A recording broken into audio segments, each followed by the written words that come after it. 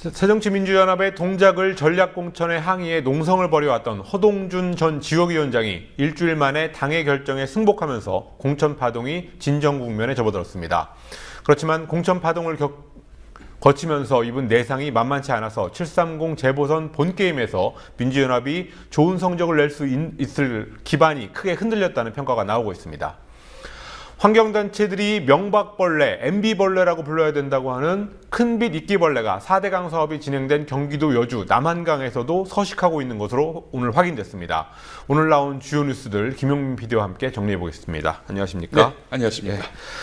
민주연합의 허동준 전 동작을 지역위원장, 결국 당의 결정을 승복하는 발표를 했습니다. 네, 그렇습니다. 새정치민주연합의 원칙 없는 전략공천의 최대 피해자로 꼽혔던 허동준 전 위원장 아닙니까? 결국 당의 결정을 받아들이기로 했습니다. 허동준 위원장은 당 지도부가 기동민 전 서울시 정무부시장을 동작을에 공천한 데 반발해서 일주일 동안 당대표실에서 농성을 벌여왔습니다. 오늘 기자회견을 통해서 나마저 무소속 출마를 할 수 없다면서 불출마를 선언했습니다. 허동준 전 위원장은 또 지도부의 잘못된 공천으로 허동준과 기동민 모두 피해자가 됐다면서 당대표들이 나를 버렸지만 당의 주인인 내가 당을 떠날 수는 없다 이렇게 말했습니다. 어쨌든 이것으로 새정치민주연합의 전략공천 파문은 일단 일단락이 됐다고 봐야 되겠군요. 네, 그렇습니다. 허동준 전 위원장은 동작을 당원들 중 일부가 탈당기를 낸 것에 대해서도 처리 보류를 요청하면서 사태를 수습하겠다는 뜻을 보였습니다. 권은희 전 수서경찰서 수사과장을 전략 공천한 광주 광산을의 경우도 박지원 의원계로 분류되는 김명진 전 원내대표 비서실장이 오늘 승복의 뜻을 밝혔습니다. 오늘과 내일 이틀 동안 후보 등록을 해야 하기 때문에 무소속 출마를 강행하지 않는다면 이제는 승복할 수밖에 없는 상황입니다.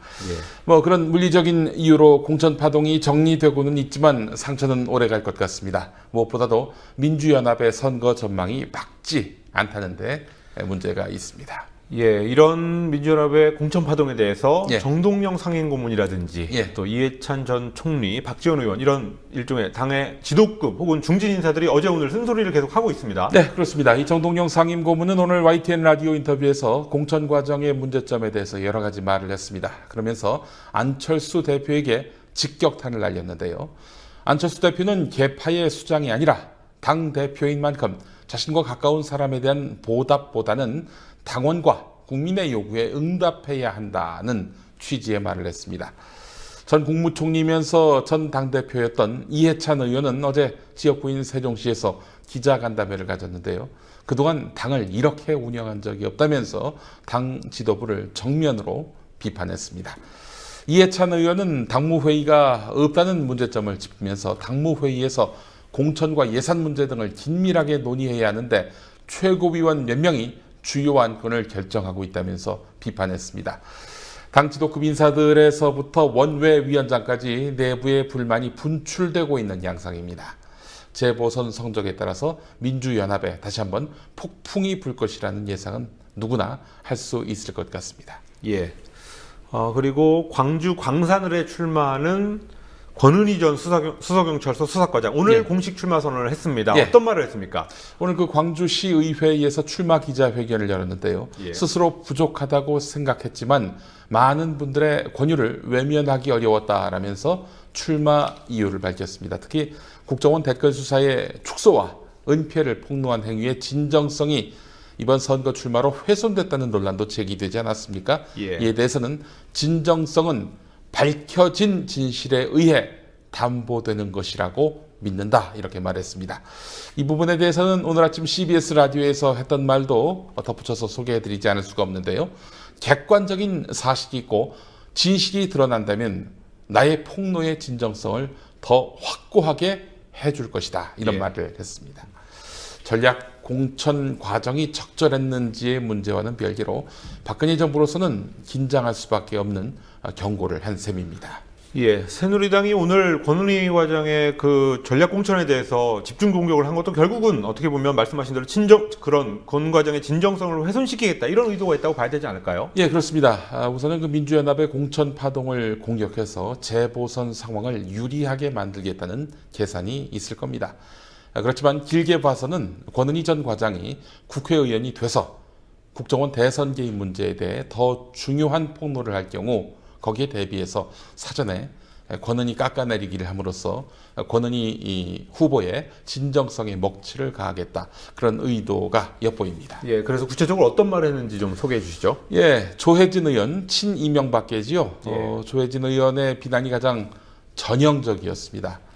민주연합과 권은희 전 과장이 정치적 사후 뇌물죄에 공범이 됐다 이런 표현을 썼습니다. 사후 뇌물죄 하면은 광노현 전 서울교육감 생각이 나시죠? 예. 이 사문화된 그런 법 표현 아니냐 뭐 이런 얘기도 있었는데요.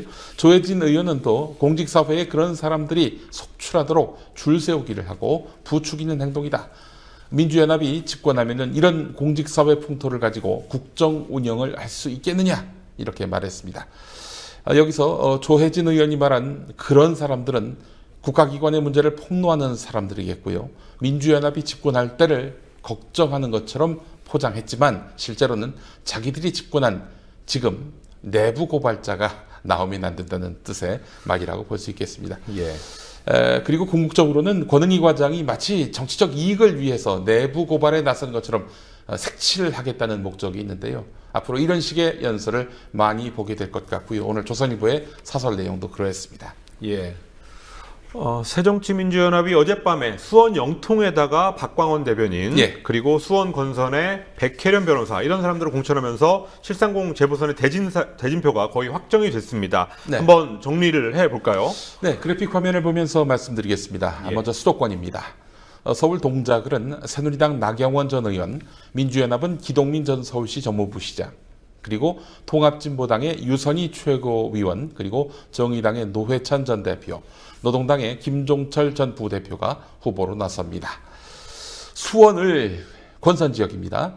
새누리당 정미경 전 의원, 민주연합은 백혜련 변호사, 그리고 통합진보당과 정의당 후보들이 각각 나서서 경쟁하게 됩니다.